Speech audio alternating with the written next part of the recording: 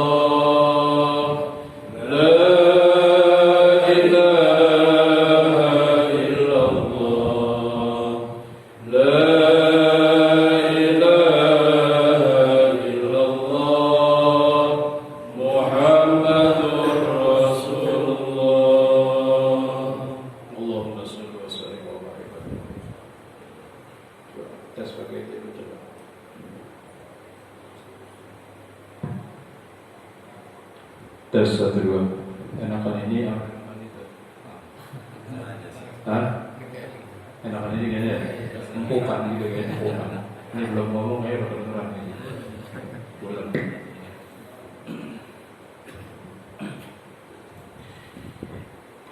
Assalamualaikum warahmatullahi wabarakatuh. Alhamdulillah wahda. Wassalatu wassalamu ala rasulillahi la nabiyya ba'da. La hawla wa la quwwata illa billah, amma ba'd. Hadratul mukarramin, para alimul ulama, para asatidz, ngurus PKM Mushola Nurul Iman, wabil khusus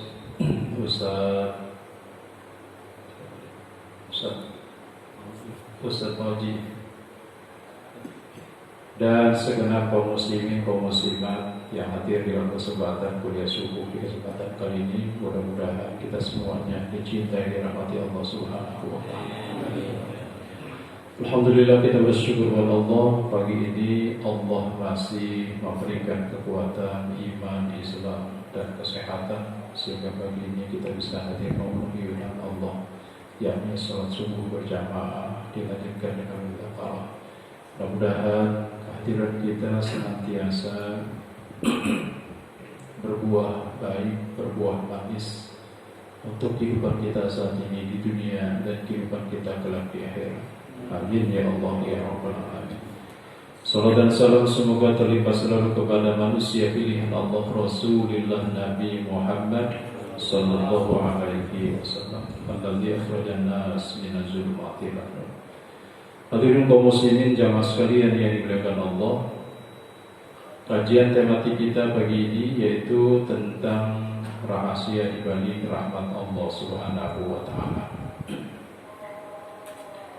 Hadirin sekalian, sesungguhnya kehidupan kita saat ini di dunia ini karena adanya rahmat Allah, kasih sayang Allah Subhanahu wa taala.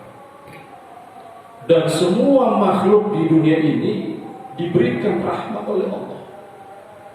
Dari mulai bangsa jin, bangsa manusia, hewan, tumbuh-tumbuhan, itu dikasih oleh Allah akan rahmatnya. Dalam sebuah ungkapan hadis yang begitu populer, di sana terungkap, Inna lillah mi'ata rahmah. Sesungguhnya Allah punya 100 rahmat. Wa anzala minha wahidatan lil jinni wal insi wal bahaim wal hawa. Dari satu rahmat itu Allah turunkan rahmatnya kepada bangsa jin, bangsa manusia, hewan dan tumbuh-tumbuhan. Dan lalu nanti sisanya yang 99 ini disimpan di sisi Allah dan akan diberikan kepada orang-orang hamba-hamba Allah pilihan nanti dalam kehidupan akhirat. Hadirin sekalian. Oh, jadi kalau seandainya saat ini ada pasangan suami istri saling menyayangi, ini karena satu tetes rahmat Allah. Bapak sayang sama istri, ini karena satu tetes rahmat Allah. Tapi saya mau tanya dulu nih, Bapak sayang gak sama istri? Sayang banget. Tapi istri sendiri nih ya? Jangan istri orang. Bahkan yang namanya binatang, buas sekalipun, itu dia nggak menggigit anaknya. Saya mau tanya dulu, kira-kira ada nggak binatang yang menggigit anaknya? Ada nggak? Hah? Nggak ada kan? Ada? Ada kucing. Kucing ya? Iya. Itu kalau mau benar itu tuh benar-benar binatang. Tapi kan bukan dimakan gitu ya. Iya. Bahkan para penjahat, para koruptor, maling itu pun dikasih oleh Allah. Dukun yang katanya ini bagian daripada kemusyrikan pun dikasih oleh Allah. Kenapa? Rahmat Allah. Fid dunya dikasih oleh Allah Subhanahu wa taala. Islam berkembang di dunia ini pun lantaran rahmat Allah Subhanahu wa taala. Di dalam Al-Qur'an surah Al-Imran 159 Allah nyatakan, "Fa bima rahmatin minallahi linta lahum wa law kunta fazzan ghalizal qalbi lam faddu min hawlik." Maka disebabkan lantaran rahmat Allah lah engkau ya Muhammad itu lemah lembut terhadap mereka. Kalau engkau bersikap keras, lagi hatinya kasar, niscaya mereka akan kabur dari sekeliling. Artinya apa? Dakwah Islam dahulu kala maju berkembang hingga saat ini lantaran rahmat Allah Subhanahu wa taala. Pernah suatu ketika ini Rasulullah ini ketemu atau menemukan seorang Yahudi yang buta. Ini Yahudi buta selalu ngomongnya itu membuli Rasul. Kalau buta itu nggak bisa melihat. Setiap ada orang ketemu sama dia bilang Muhammad gila, Muhammad tukang sihir, Muhammad gila, Muhammad tukang sihir. Itu mulu gitu ngomongnya. Rasul datang, omongan itu pun terdengar, tapi Rasul nggak marah. Bahkan Rasul ini nyuapin ini si Yahudi buta. Bahkan suapannya dihaluskan dulu di mulutnya, lalu setelah halus diberikan kepada si Yahudi buta. Setiap hari begitu, tiap pagi. Sampai lalu kemudian akhirnya Rasulullah SAW itu meninggal dunia. Setelah meninggal dunia, sahabat Nabi yang bernama Abu Bakar ingin meneruskan tradisi itu. Lalu dia temui ini si Yahudi buta itu, masih tetap ngomongnya sama, Muhammad gila, Muhammad tukang sihir, Muhammad gila, Muhammad tukang sihir. Itu terus. Pada saat Abu Bakar Siddiq ini nyuapin, ini si Yahudi ngomong, oh, kok suapan kamu beda nih, nggak seperti biasanya. Biasanya halus, kok ini kasar. Apa kata Abu Bakar? Oh iya, orang yang nyuapi kamu sebelumnya ini sudah tidak ada. Oh siapa dia? Dia itu Muhammad. Muhammad yang mana? Muhammad Nabiullah Rasulullah SAW. Ya barusan kamu kata-katain. ini si Yahudi buta begitu mendengar yang selama ini nyuapin dia, sementara dia juga yang sering membuli, ngata-ngatain, ini seketika dia menangis dan tak lama kemudian dia menyatakan syahadat. Asyhadu an la ilaha illallah wa asyhadu anna Muhammadar Rasulullah, masuk Islam. Ini contoh seorang hamba Allah yang dikasih rahmat oleh Allah, jiwanya lemah lembut, sehingga lalu kemudian Islam maju berkembang lantaran kelembutan sikap Rasulullah Nabi Muhammad Sallallahu Alaihi Wasallam. Kalau kita kira-kira dibilang begitu gimana tuh?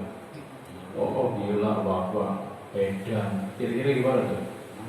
Oh, bisa jadi itu batu melayang.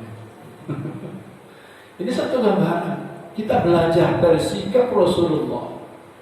Ada rahmat yang dicurahkan oleh Allah kepada dirinya. Intinya hadirin harus sekalian yang dimuliakan Allah, orang yang dikasih rahmat oleh Allah, hidupnya akan dikasih sayangi, akan dilindungi, akan diselamatkan. Ini tiganya. Ini orang-orang yang dikasih rahmat oleh Allah Subhanahu wa ta'ala. Contoh misalnya ya,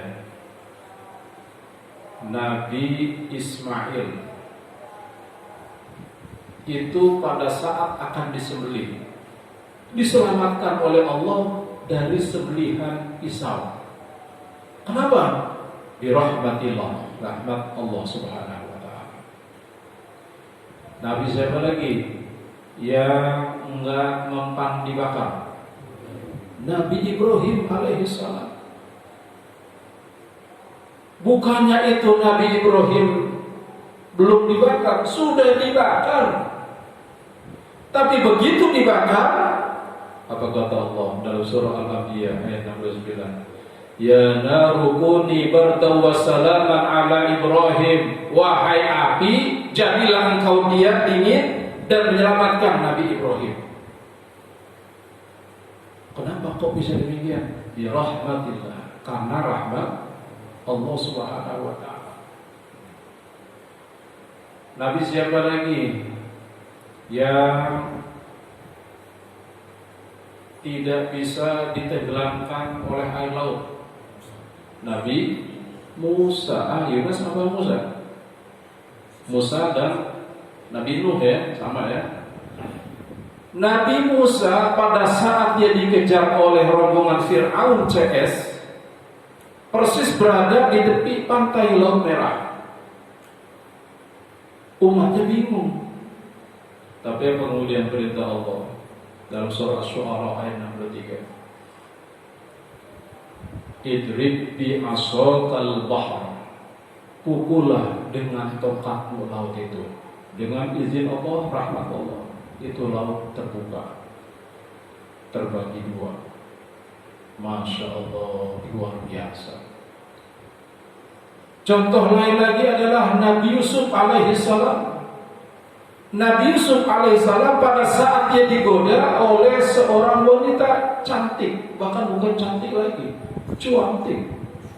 Oh, saking cantiknya itu. Badannya juga katanya BMW. Tahu BMW? Body nonton wow. Oh, mantap. Siapa tuh wanitanya? Siti Zulaikha. Digoda Nabi Yusuf. Nabi Yusuf ini laki-laki sejati. Digoda, mau apa enggak? Ayo. Iya. Awalnya mau. Namanya juga laki-laki normal, laki-laki sejati. Ibaratnya itu katanya ada kucing di depannya, ada ikan di atas piring. Kira-kira tuh kucing mau apa? Masya Allah, godaannya luar biasa. Tapi pada saat akan tereksekusi, rahmat Allah hadir. Sehingga terekam ini ada dalam surah Yusuf ayat 83. wa ma ubarri'u nafsi inna nafsa la'ammaratun bisu'i illa ma rahima rabbi. Kata Nabi Yusuf, aku juga nggak bisa membebaskan diriku dari kesalahan. Sesungguhnya yang namanya nafsu itu selalu mengajak kepada keburukan, illa ma rahima rabbi, kecuali nafsu yang sudah dikasih rahmat oleh Allah. Jadi dengan kata lain, hadirin sekalian, orang-orang yang sudah dikasih rahmat oleh Allah, hidupnya dikasih sayangi, dilindungi, diselamatkan. Ketika orang ini hendak melakukan kejahatan, melakukan kezaliman, melakukan kemaksiatan, dijaga, dilindungi, diselamatkan oleh Allah Subhanahu wa taala. Wah, luar biasa. Nah, berarti kalau kita saat ini tinggal mengukur nih level rahmat Allah pada diri kita bagaimana, gitu ya. Hadirin kaum muslimin jamaah sekalian yang dimuliakan Allah Subhanahu wa taala. Pertanyaannya kira-kira bapak-bapak kita yang hadir saat ini kepengen tidak hidup kita diliputi oleh rahmat Allah Subhanahu wa taala? Pengen aja apa pengen banget? Alhamdulillah. Ini dari muka-mukanya ini terpancar ada cahaya. Alhamdulillah. Saya nggak tahu nih cahayanya karena lampu apa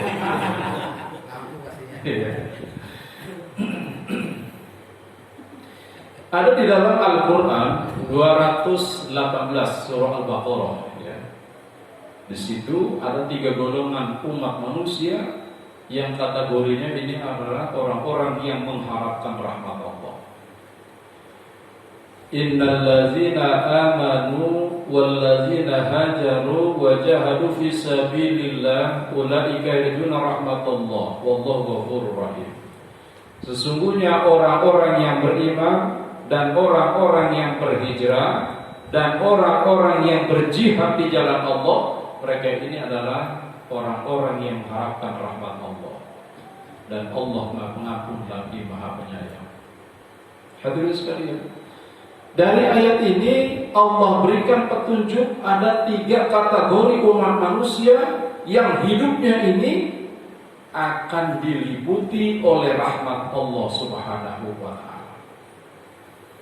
Yang pertama adalah innal ladzina amanu, yaitu orang-orang yang beriman. Iman ini kalau dalam bahasa kita kepercayaan, keyakinan kepada Sang Khalik Allah Subhanahu wa taala. Dalam hal ini iman yang dimaksud itu adalah imanun khalis, iman yang murni, iman yang tidak tercampur baur dengan soal kesyirikan. Nah, ini yang harus ada pada diri kita. Kalau kita ingin rahmat Allah hadir dalam kehidupan kita, imannya kudu murni. Ustaz, emang kalau imannya nggak murni yang bagaimana? Nah, ini ada iman yang disadari, entah disadari atau tidak, imannya tercampur baur. Dengan apa? Dengan hal kesyirikan. Nih, hati-hati kita nih. Misalnya apa? Nih, lagi kepepet, bisnis lagi macet, kantong kanker terus. Kata temennya bilang, kalau pengen lancar, laris manis, mau lari ke Gunung Kawi. Ya, di sini tahu nggak Gunung Kawi? Ya, ngapain? Di sono ada orang pinter. Akhirnya apa? Ini orang datang ke sono. Ternyata betul di sono kata orang-orang yang udah pernah datang, oh di sana bisa servis nasi katanya. Nasi bisa diservis. Oh, luar biasa. Hadirin sekalian, ketika seorang anak manusia datang kepada seorang kahin, dukun, jangankan bertanya, datangnya saja. Ini sholatnya udah gak diterima 40 hari. Na'udzubillah min. Tuh, ini yang menyebabkan orang ini tidak berkah hidupnya. Kenapa? Satu sisi dia ibadah kepada Allah, rajin dia berjamaah, rajin dia tahajud, rajin dia sedekah, tapi di sisi lain dia masih menduakan Allah, keimanannya menduakan Allah. Ini orang Allah murkai, tapi setan demam bukan main pada dirinya. Makanya kita hati-hati ya. Saya pernah menjumpai ada seorang, dia ini seorang marketing mobil. Dia awalnya marketing mobil itu biasa saja. Dia paling sebulan itu misalnya 2 atau 3 mobil dia jual. Lalu dia dapat saran dari temannya pergi ke seorang pinter. Akhirnya apa? Dia lakuin. Ternyata betul menurut pengakuannya itu. Dia setelah pergi ke orang pinter itu dalam 1 bulan itu bisa 8 mobil, bisa berlipat-lipat tuh sebelumnya. Cuma satu masalahnya dia. Satu sisi dia ini naik dari sisi ekonomi, tapi di sisi lain ini anggota keluarganya banyak yang sakit-sakitan, entah istrinya, entah anaknya, bahkan sering ribut. Akhirnya orang dirupiah, dibersihkan, dan akhirnya orang itu bertobat. Kenapa? Satu sisi dia sudah menggadaikan akidahnya, dan sisi yang lain dari sisi ekonomi betul dia bertambah, tapi di sisi lain di saat yang sama itu berkurang jauh. Lantaran apa? Itu duit yang udah dikumpulin banyak untuk pengobatan. Makanya hati-hati ini. Dia menyangkut masalah keimanan, ya, bercampur baur, ya. Pernah ada lagi ini. Ada seorang gadis, ya. Ini kejadiannya berapa tahun yang lalu, ya. Waktu itu ruqyah lagi rame-ramenya tuh di TV. Nah, waktu itu saya di rumah, asal ada yang ruqyah, yang di ruqyah itu 1 orang, tapi yang terlihat itu bisa 2 mobil, gitu ya. Pengen nonton kayak di TV, katanya, ya, rame. Nah, ceritanya ada seorang gadis, dia ini merasakan nggak nyaman dalam dirinya. Lalu cerita, apa kata si gadis ini? Saya ini dulu Pak Ustaz kepengen bisa nerawang. Apa itu nerawang? Nerawang itu apa? Bisa melihat yang goib-goib, ya. Yang kita nggak bisa melihat secara kasat mata tuh. Kayak misalnya di pojokan Bapak tuh, tahu nggak Bapak di belakang ada apa? Tembok. Tapi kata si gadis ini pengen di belakangnya tuh ada sosok makhluk gitu, pengen lihat yang kayak gitu. Akhirnya apa? Dia cari itu guru spiritual. Pada saat dia mencari guru spiritual, ini dia dapat dan dikasih amalan. Amalannya apa? Itu la ilaha illallah. Itu setiap malam dia zikir la ilaha illallah, la ilaha illallah. Nah, singkat kata akhirnya saya ruqyah. Nah, begitu di ruqyah, ternyata ini goibnya muncul nih, kayak di TV-TV gitu ya, goibnya muncul. Lalu ngomong, dan saya tanya, kamu siapa? Saya Abdul Jabbar. Ini pengakuannya gitu ya, Abdul Jabbar. Kamu ngapain di sini? Saya suka dipanggil. Bagaimana cara panggilnya? Dia selalu mengucapkan kalimat la ilaha illallah. Loh, itu kan bagus, kalimat thayyibah. Iya, tapi dia niatnya untuk panggil saya. Kok bisa? Karena dia pengen nerawang. Nah, itu tuh. Oh, hati-hati kita. Kalimat yang baik seperti zikrullah la ilaha illallah, ketika niatnya salah, maka hadir kesalahan fatal dalam jiwa kita. Tuh, hati-hati makanya. Ini yang saya maksud ketika keimanan ini sudah terkontaminasi. sudah tercampur baur di dalam hatinya antara lillah dan lil akhir. Karena semata karena Allah dan karena juga yang lainnya. Nih, hati-hati. Makanya di sini betul-betul nih kemurnian dari keimanan kita kepada Sang Khalik Allah Subhanahu wa taala. Lalu iman yang berikutnya yaitu adalah iman yang proaktif.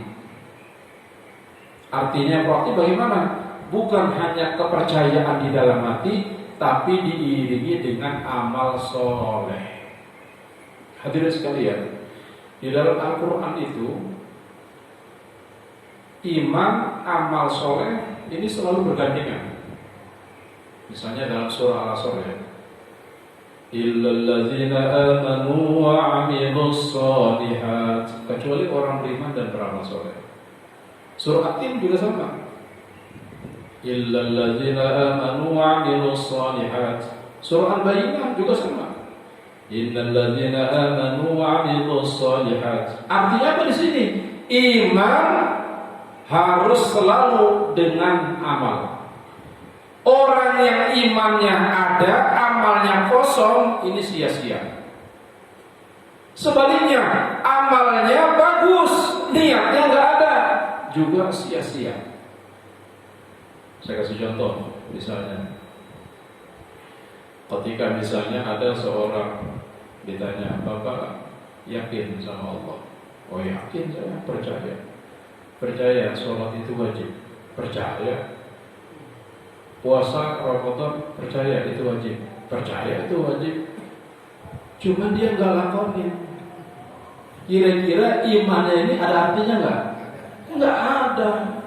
Kenapa? Ini cuma ada di hati doang.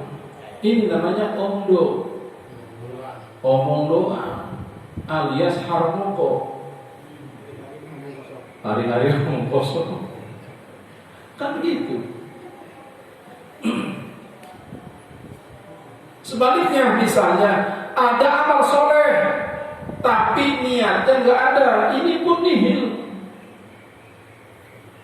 Pernah ada yang tanya, Pak Ustaz, kan kita kalau pergi umroh haji itu kan naik kapal.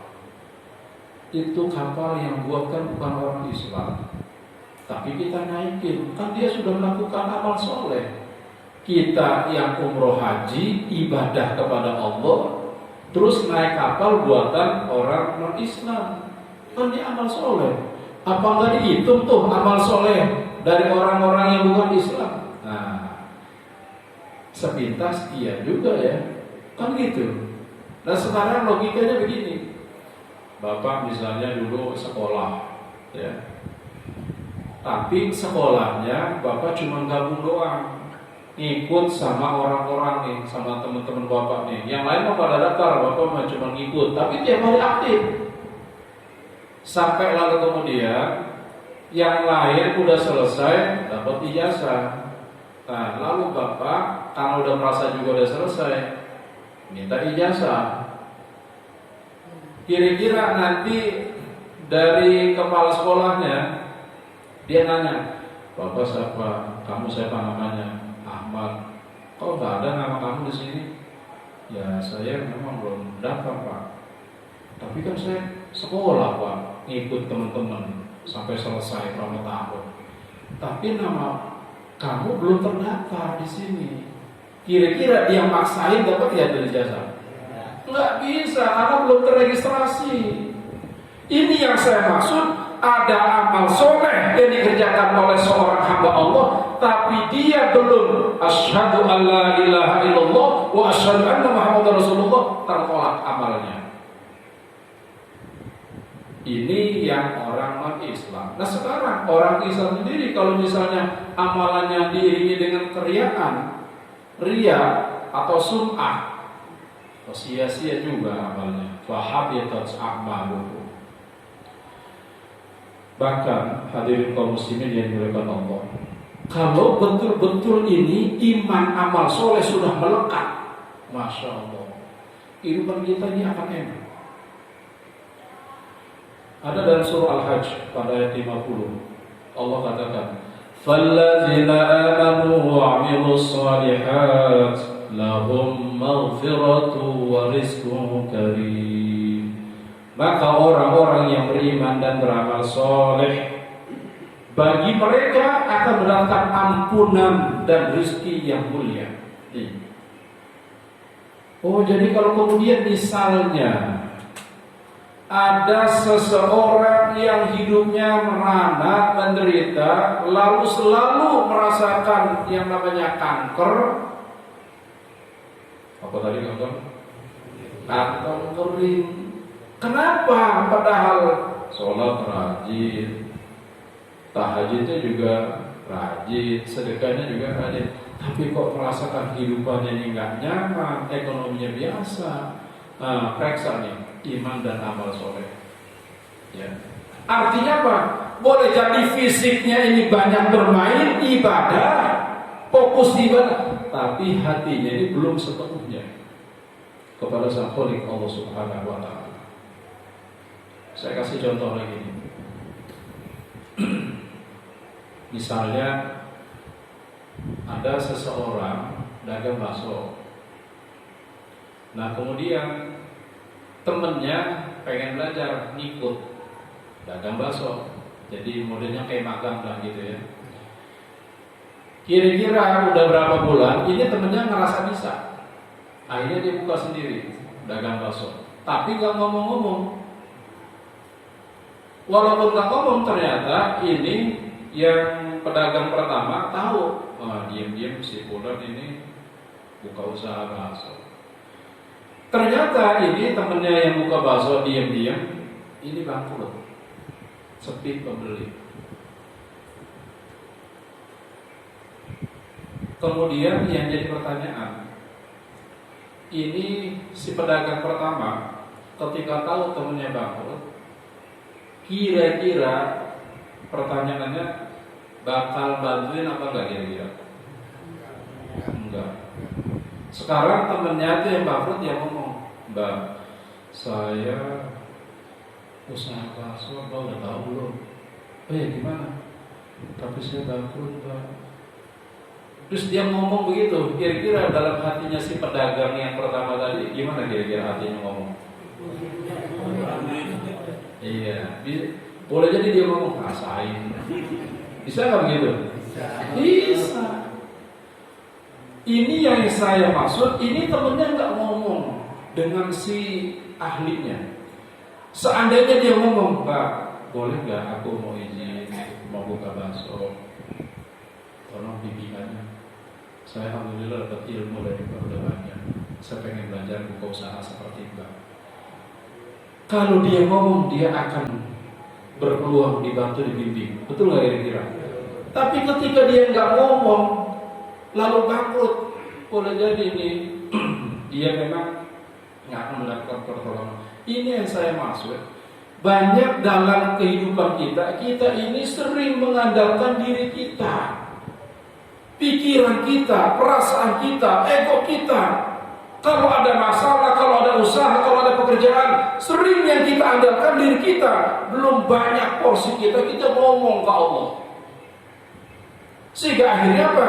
Kalau bahasa lainnya, gua pengen liatin dulu sejauh mana lu bisa. Itu kan gambarannya begitu. Pengen tahu tuh bisa apa enggak. Nah, di sini Allah menyatakan, فَالَّذِينَ آمَنُوا وَعَمِلُوا الصَّالِحَاتِ لَهُمْ مَغْفِرَةٌ وَرِزْقٌ كَرِيمٌ. Jadi orang beriman beramal soleh itu hidupnya enak. Lantaran apa? Ampunan dari Allah didapat dan rezeki pun Allah alirkan dalam kehidupan kita. Makanya di sini penting. Sering kita menggantungkan harapan kepada Sang Khalik Allah Subhanahu wa Ta'ala sebagai wujud keimanan kita kepadanya. Nah, ini yang pertama nih. Ini ngomong-ngomong pengen berapa? Jam 6. Kayaknya di sebelah udah sepi tuh. Belum mulai. Oh, belum mulai ya. Baik ya. Ini yang pertama nih. Golongan orang-orang yang berpeluang mendapatkan rahmat Allah. Yang kedua yaitu adalah walladzina hajaru, orang-orang yang berhijrah.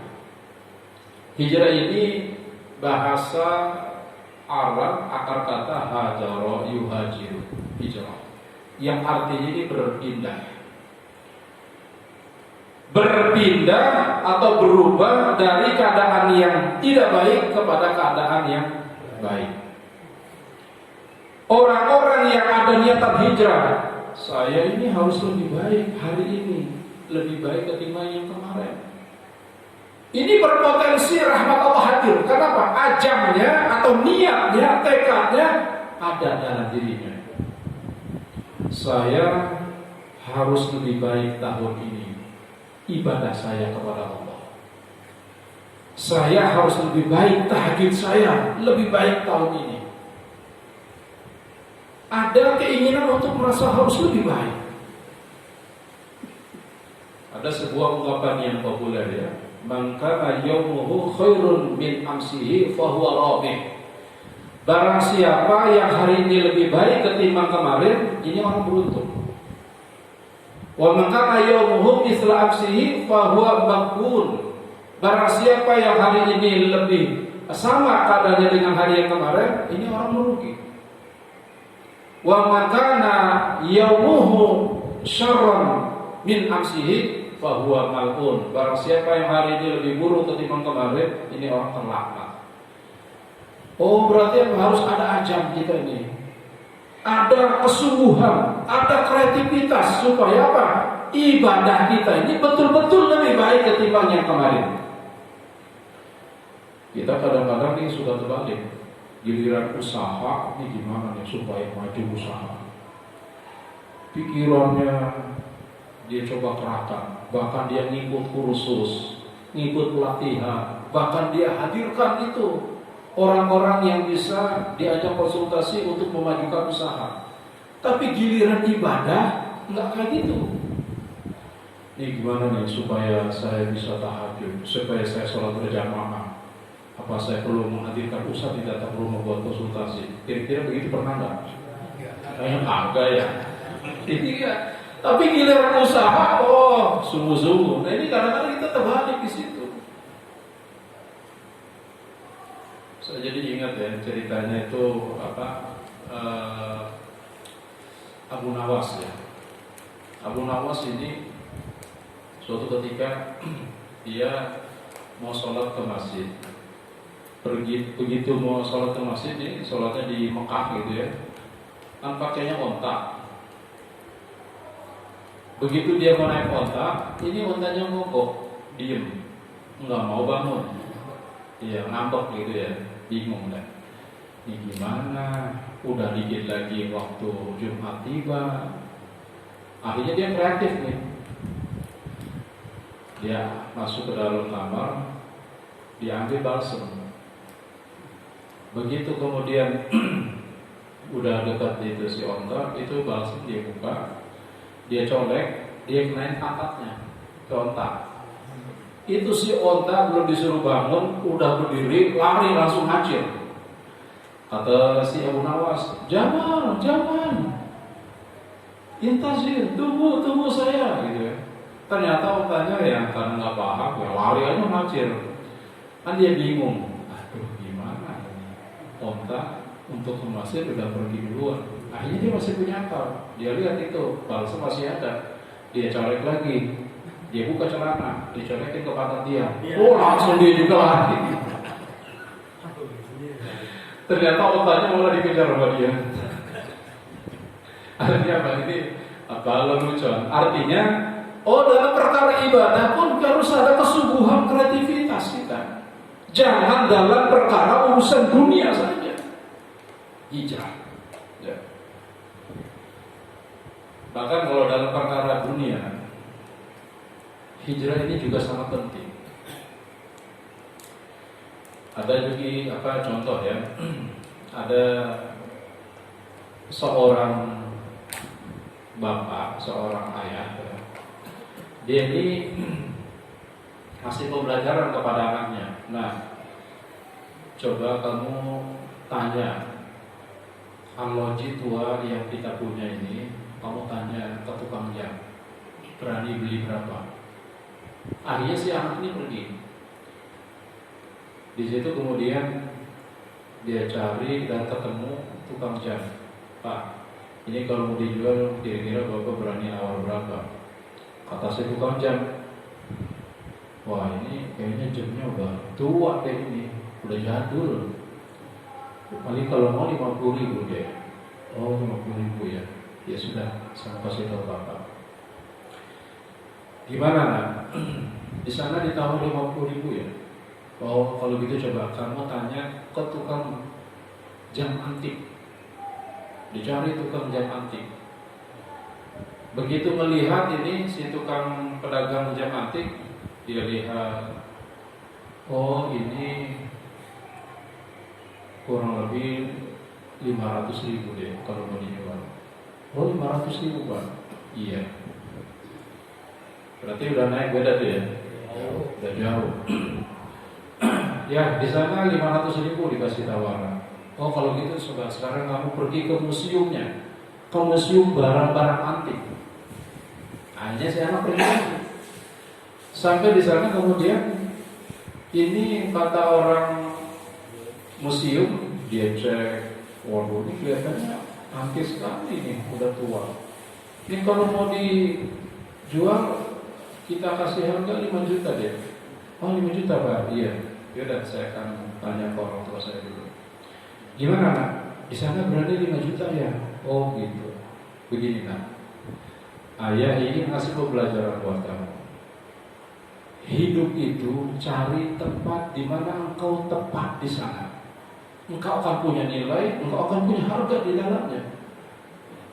Apa itu artinya? Ketika kita merasa sempit, nggak nyaman, nggak enak dalam satu tempat, hijrah, pindah. Ini yang kata Al-Quran dalam surah An-Nisa ayat yang ke-100. Wa may yuhajir fi sabilillah yajid fil ardi muragaman katsiran wa sa'ah. Barang siapa yang berhijrah di jalan Allah, niscaya dia akan mendapati bumi Allah itu luas dan punya peluang rezeki yang besar. Jadi ketika misalnya kita katakanlah misalnya dagang sepatu di sini nggak laku, oh kayaknya nih sepatunya kayak kurang peminat nih. Jangan sepatunya yang disalahin. Oh mungkin tempatnya nih belum cocok, cari tempat yang lain. Kadang-kadang ini kita salah tempat. Dagangnya itu dagang baju distro. Tahu distro? Nah, baju apa tuh? Itu buat ABG kan ya, yang cakep. Dagangnya di pasar malam. Ya nggak cocok. Distro itu barang mahal, punya kualitas. Kalau di pasar malam jatuh harganya. Dia jual harga mahal, orang susah beli. Ini yang saya maksud, hijrah kita. Gitu ya. Nah itu yang kedua. Yang terakhir yang ketiga nih. Habis ini pulang. Ya kalau udah siangan gitu ya. Kita suruh jam berapa selesai? Suruh jam berapa? Biasanya. Hah? Jam 6 ya? Jam 6 ya? Biasanya ada bunyi biar nggak ada nih. Oh nggak ada ya? Nah yang ketiga ini adalah wajahadu fi sabilillah. Orang-orang yang bersungguh-sungguh di jalan Allah. Inilah orang-orang yang betul-betul bersungguh-sungguh. Dia berajar. Ini yang akan berpeluang mendapatkan rahmat Allah. Kan dalilnya kita udah tahu tuh.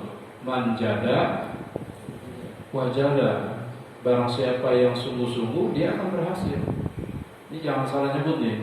Manjada wajada. Manjada sebutnya janda lagi. Artinya di sini apa? Orang-orang yang bersungguh-sungguh ini berpotensi, berpeluang untuk mendapatkan rahmat Allah dalam kehidupannya. Masya Allah. Oh berarti kalau kita ingin kehidupan kita baik, tadi ya niatnya yang bagus. Kita niat dalam hati untuk lebih baik lagi, dan lalu ada kesungguhan di dalamnya. Saya tahun ini harus lebih sungguh-sungguh. Tahajud saya harus istiqomah. Sholat berjamaah saya harus istiqomah. Ngaji Al-Quran saya harus istiqomah. Kesungguhan ya. Ketika kesungguhan ini sudah dapat, Allah yang memberikan jaminan untuk kita. Dalam surah Al-Ankabut pada ayat 69. وَالَّذِينَ جَاهَدُوا فِينَا لَنَهْدِيَنَّهُمْ سُبُلَنَا وَإِنَّ اللَّهَ لَمَعَ الْمُحْسِنِينَ. Sesungguhnya orang-orang yang berjihad, bersungguh-sungguh di jalan kami, lanahdiyannahum subulana, sungguh pasti. Ya. Ini kata kalau dalam kajian bahasa Arab, la di sana memberikan makna penguatan. Artinya apa? Pasti sungguh kami akan berikan jalan-jalan buat mereka yang betul-betul mau sungguh-sungguh di jalan yang Allah sudah tentukan. Masya Allah, ini jaminan dari Allah. Makanya hadirin sekalian, kalau kita ini tadi ya, imannya sudah kholis, murni, niatan untuk lebih baiknya sudah ada, dilaksanakan dengan sungguh-sungguh, udah tenang. Hidup kita itu yang ngurus Allah. Enggak susah-susah kita. Allah langsung yang mengurus kehidupan kita. Kenapa? Wa may yattaqillaha yaj'al lahu makhraja. Orang yang bertakwa kepada Allah ini akan diberikan jalan keluarnya. Wa yarzuqhu min haitsu la yahtasib. Rezekinya ngalir dari arah mana saja. Masya Allah. Jadi sebenarnya kehidupan seorang mukmin itu betapa enak dia. Kalau dia berusaha dengan baik, istiqomah, menjalani dengan penuh penghayatan, Allah yang menjamin kehidupannya. Nah, ini penting buat kita hadirin sekalian. Ini resep-resep kehidupan yang langsung orangnya dari Al-Quran. Kalau kita ini coba lakukan dengan penuh kesungguhan, dengan penuh keyakinan yang kuat, ini ternyata jalan-jalan kehidupan kita ini dimudahkan segala sesuatunya oleh Allah. Dan mudah-mudahan kita sebenarnya ini orang-orang yang demikian semuanya. Baik, barangkali ini kajian kita di kesempatan kali ini. Nanti kalau kelamaan kasihan ya, kepanjangan. Iya. Tapi sebelum dihadiri biasanya ada tanya jawab. Enggak ada. Ada yang menanya nggak kira-kira? Kalau nggak ada ya nggak apa-apa. Kalau masih dulu ada kita. Ya baik ya, hadirin kaum muslimin jamaah sekalian yang berkenan Allah, barangkali ini kajian kita di kesempatan pagi ini, dan ini sudah waktu Isra kayaknya udah ya. Ya, nanti kita sangat dianjurkan sholat sunnah Isra, pahalanya itu sebesar umroh dan haji ya. Jadi kalau yang belum umroh, belum haji, itu sholat Isra pahalanya kayak gitu. Tapi juga jangan dipahami, oh kalau gitu gak usah haji sekalian. Nah, jangan juga begitu ya. Artinya kalau udah haji beneran, umroh beneran, itu pahalanya berlipat-lipat. Mudah-mudahan Allah Subhanahu wa taala memberikan hidayah taufik buat kita semuanya, terus untuk bisa istiqomah di jalannya. Amin ya Allah ya rabbal alamin. Demikian kajian kita pagi ini, dan mari kita akhiri dengan doa kafaratul majlis. Subhanakallahumma wa bihamdika, asyhadu an la ilaha illa anta, astaghfiruka wa atubu ilaik. Walhamdulillahirabbil alamin. Assalamualaikum warahmatullahi wabarakatuh.